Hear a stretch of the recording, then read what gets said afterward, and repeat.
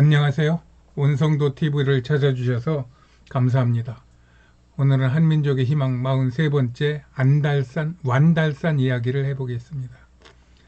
이 사진은 완달산 앞에 있는 포태산이라고 하는 정상에 있는 천신제단입니다. 그 제단에 북두 칠성과 또 북극성이 분명하게 그려져 있는 그런 제단인데, 이로 보아 하늘을 섬기던 그런 민족이 이곳에서 제사를 드리던 곳이다, 이렇게 보고 있는 곳입니다. 우리가 지난번에 홍산에 대하여 이야기했는데, 그 홍산이 여기에 있습니다. 여기 있고, 완달산은 지금 이쪽 오른쪽 구덩이에 완달산이라고 써 있습니다. 이곳이 완달산입니다. 왜 이곳에 대하여 이야기를 하고자 하느냐 하면은, 이곳에 단군 조선이 세워졌다는 그 아사달이 있었을 것이라는 주장이 많은 학자들에 의하여 대두되고 있기 때문에, 그래서 한번 저도 이야기를 해보는 겁니다. 그 바로 밑에 발해 수도였던 그 상경 용천부라는 데가 있는데, 실제 여기 중국식 이름은 무단장시입니다. 근데 고맙게도 구글에서 여기를 상경 용천부라고 해서 우리 역사에 있는 이름을 그대로 영어로 옮겨가지고 그렇게 적어줬어요. 아주 그런 면에서는 고마운 구글입니다. 그리고 더 밑으로 내려오면은 이 압록강 하구 쪽에 지반시라고 하는 곳에 고구려 수도였던 국내성이 있죠. 이 모든 곳이 다 지금 이곳에 몰려 있습니다. 그리고 이 완달산은 호랑이 서식지로 중국에서도 유명한가 봅니다. 그 동영상입니다. 잠깐 보시겠습니다. 大山东部至完达山西部至老叶岭北部至老叶岭南部道路不能够修复，则可把俄罗斯西霍特阿里东北部大种群与实现种群遗传基因交流渠道。 그리고 이 지역은 일송청 파란 소르 널고 늙어 갔어도 하며 선구자들이 말 달리며 독립운동을 하던 곳이고, 윤동주 시인이 태어난 지역이기도 하며, 청산리, 봉오동 전투, 안중근 의사의 하얼빈 역사가 있었던 우리나라 상고대로부터 현대까지 한민족의 중요한 역사들이 몰려있는 대한민국의 정신적 중심지인 만주벌판인 것입니다. 여기가. 이곳은 지금 중국 흑룡강성으로 불리고 있으며, 이 넓은 평야가 그 삼강평야라고 그런답니다. 중국 하얼빈과 러시아 하바로프스키 사이에 쌍압산시라고 하는 도시가 있습니다. 이 도시 안에 완달산이라고 하는 산이 있어요. 완달산, 박달산, 조금 발음이 조금 닮았죠. 그리고 이 완달산과 마주 보는 바로 그 앞에 포태산이라고 하는 산이 있는데, 이 산 정상에 아까 보았던 칠성천제단이 있어요. 그리고 이 포태산과 완달산 사이에 그 계곡이 있는 그 지역이 복림고성이라고 하는 그런 거주지가 있다, 이 말입니다. 근데 여기서 느끼듯이 복림고성, 옛고자를 써서 복림 지역에 있는 옛 마을이다, 옛 도성이다, 뭐 이런 거 아니겠습니까?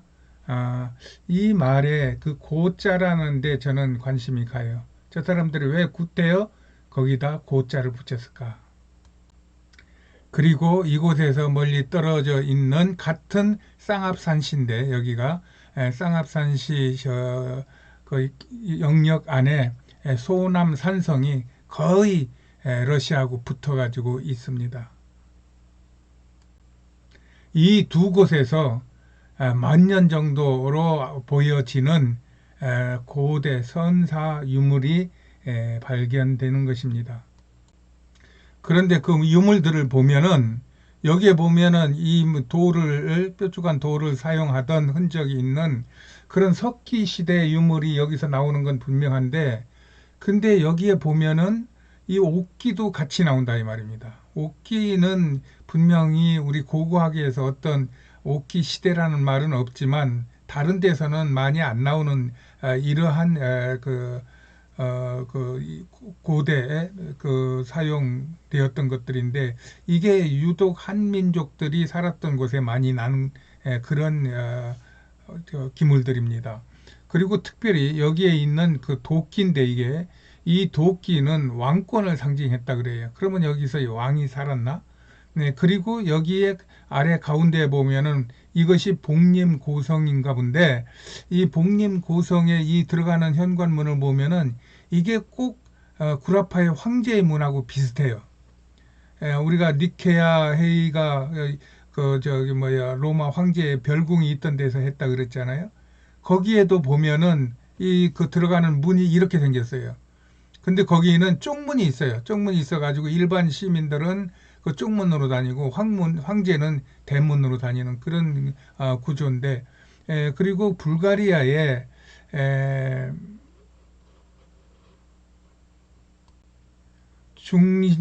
중부 지역에 불가리아 중부 지역에 히사르라고 하는 그러한 마을이 있어요. 근데 여기도 황제들이 여름에 와서 휴양하고 또 목욕한다고 하는 온천지예요. 근데 거기도 보면은 문이 이렇게 생겼어요. 그래서 여기에는 황제가 살았구나. 그리고 구석기 시대부터 살았구나. 그런데 그 사람들이 이런 건물을 지었고 이런 옥기를 만들었었구나. 이거는 상당히 신비롭고 미스테리한 부분이 있는 거예요. 여기가 중국 인터넷에서 따온 완달산인데 완달산이라고 하니까 완달산이 분명하겠죠. 근데 어떤 것인지는 모르겠어요. 이 완달산이 완달산만 있는 게 아니라 이게 완달산맥이 있어요, 보니까. 그 아마 저 뒤쪽이 저게 산맥 같고 이 앞쪽에 있는 산, 그다음에 이쪽 너머로 오른쪽 너머로 있는 산, 요것이 이제 완달산하고 이제 포태산 같아요. 그리고 그 사이에 이런 계곡이 있는데 여기가 다 허물어졌단 말이에요. 어떤 그 자료를 보니까 여기서 1984년도에 발굴을 시작했어요. 그래서 두세 차례 하다가 그 다음에 발굴을 철수하고 사람들을 시켜서 여기를 개간했다는 얘기예요. 근데 그 자료에 보면 개간을 했는데 개간 같지 않은 개간을 했다고 하는 것을 보니까 이 지역을 훼손시킨가 봐요. 그리고 여기 있는 주민들을 이주시킨 거예요. 그래서 이 모습이 지금 땅을 파헤쳐 놓은 그런 상태로 나타나는 것 같습니다. 이거는 순전히 저 혼자 추측이지만 여러 자료들을 놓고 보면은 그렇게 보여요. 그리고 이 지도는 중국 인터넷에서 따온 그 완달산이라고 하고 하는 분명한 그 지역은 분명합니다. 참 그 큰 나라 중국이 뭐 자기네들 말대로는 뭐 4대 문명 거기서 더 앞서서 5대 문명까지 자기네들이 다 가지고 있다고 하면서 큰 소리를 치면서도 이런 국가 역사, 건국 역사, 국사 하나 제대로 만들지 못하고 그것을 막 이리저리 그냥 꿰매고 고치고 그 다음에 그냥 개조하고 하느라고 정신을 못 차리는 것을 보면은 참 어떻게 보면 불쌍하기도 하고 안타깝기도 하고 참 밉기도 하고 아주 복잡합니다. 제가 보는 중국은. 이런 것들을 미루어 보며 이곳은 단군과 연관되는 지역이라고 학자들이 주장하는 것입니다. 그렇다면 이것은 국가적인 사업이 되어야 할 것이에요. 그런데 정부의 관심은 이에 따르지 못하는 것 같습니다. 이 영상은 YTN 사이언스라는 데서 얘기한 고조선에 대한 이야기입니다. 그 중에 지난번에 얘기한 춘천 중도 이야기도 같이 나옵니다. 잠깐 들어보시겠습니다.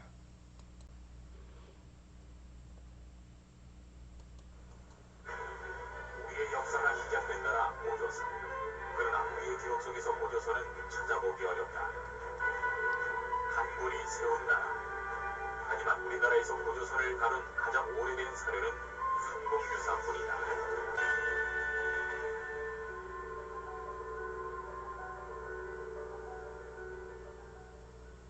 강원도에 조성 중인 초대형 테마파크 부지에서 청동기 시대 마을터와 선사시대 유적이 대거 발견됐습니다. 게다가 이번에 확인된 고인돌 묘는 열을 갖춘 모양으로 더욱 시선을 끌었다. 고인돌은 3열로 길게 축조된 40여 기가 있으며 마을 공간 안에도 다소 분포해 있다.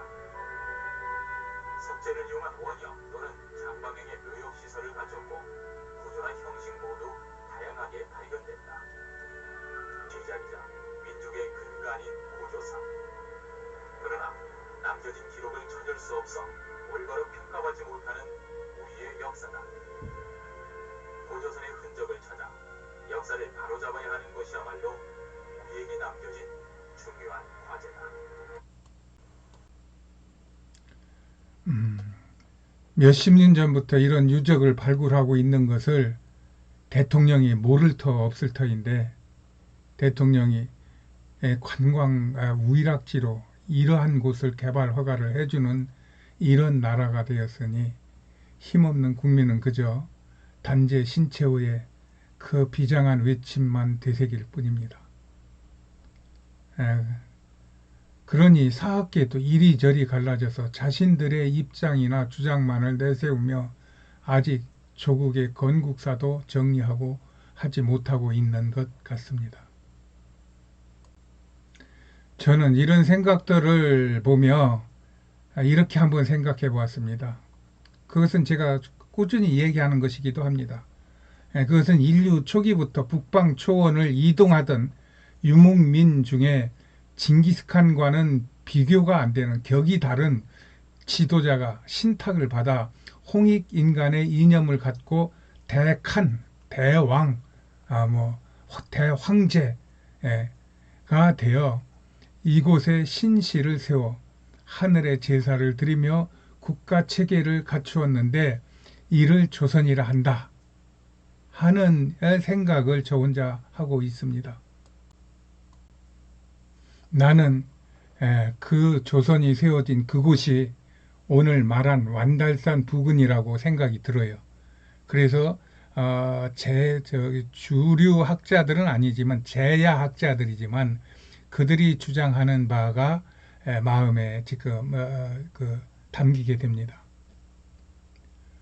우리 조상은 그곳에서 천손으로서 하늘의 백성으로서 하늘의 자손이라는 민족 정체성을 부여받고 하늘의 제사를 드리는 국가 제1 대사로 하늘의 제사를 드리는 천제를 생각하고 그를 다스리는 자가 백성을 다스렸을 것이다. 이건 고대 사회의 대체적으로 일반적인 일이긴 하지만 우리나라도 그랬을 것이다.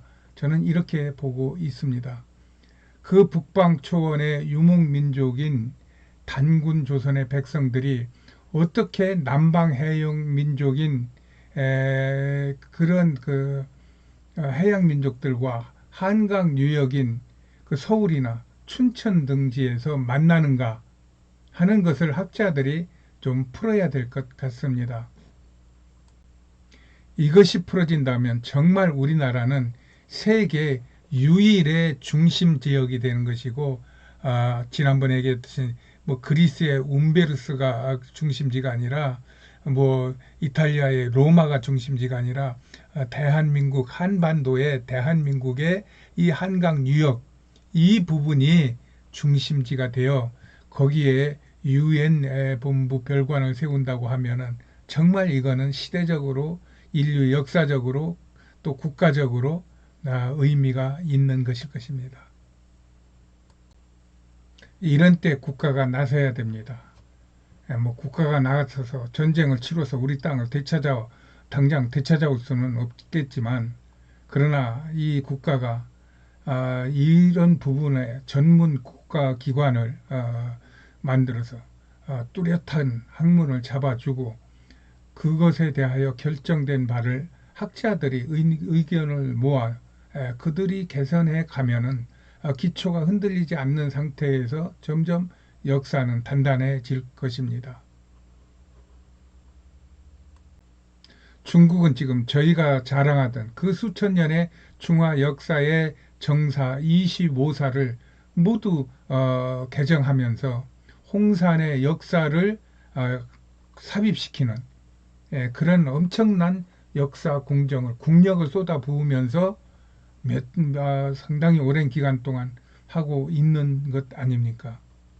이런 것을 보았을 때 중국 사람들이 믿기는 하지만 그렇게 자기 국가의 역사를 이 국가의 역사는 반드시 사실만 가지고 이야기하는 것은 아닌 것 같습니다.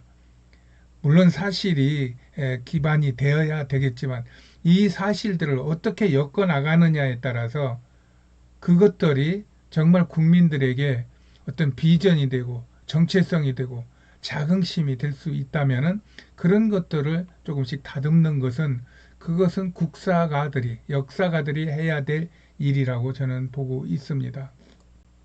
그러므로 지금 오늘과 같은 내용을 학자들과 잘 깊이 수기한 후에 통일된 이론을 잡아줘도 충분히 중국이 지금 자기 땅 안에 있다고 어떻게 저떻게 하든 그거는 언젠가는 드러나게 돼 있고 옛날처럼 말 타고 다니면서 뭐 그걸 보던 것이 아니고 지금은 정말 위성으로 찍어내고 그다음에 인터넷으로 퍼뜨리고 탄소 동위원소 기계 같은 것들을 가지고 시대와 이런 것들을 완벽하게 구분해 내기 때문에 저들이 뭐 덮고 뭐 휘고 그다음에 뭐 이렇게 뭐 감춘다고 해서 감춰질 일이 아닙니다. 그렇게 해서 언젠가는 그 역사를 우리가 되찾아올 수 있다는 확신을 국민들이 갖게 해주고 그러면서 국가가 앞에서 끌고 나가면은 반드시 우리나라는 세계의 초인류 지도 국가로 거듭날 것입니다. 여기 루마니아의 게오르기라고 하는 분이 인류학자인데 이분이 말씀한 거를 제가 읽고 마치겠습니다. 한국 민족이 낳은 홍익인간 사상은 21세기를 주도할 세계의 지도 사상이다. 이것이 5천년 전에 우리에게 주어졌다는 것입니다. 우리는 알게 모르게 이 사상을 가지고 꾸준하게 숙성을 시켜서 지금까지 온 것이고 거기에 기독교가 들어옴으로써 세계를 보는 눈이 열렸고 세계를 품을 줄 아는 사랑을 배웠어요. 그래서 때가 되니까 대한민국이 이제 세계를 이끌 수 있는 그런 위치에까지 온 것이라고 저는 봅니다. 이런 대한민국이 얼마나 자랑스럽습니까? 저는 대한민국을 사랑합니다. 대한민국 파이팅! 오늘은 여기까지 하겠습니다. 안녕히 계세요.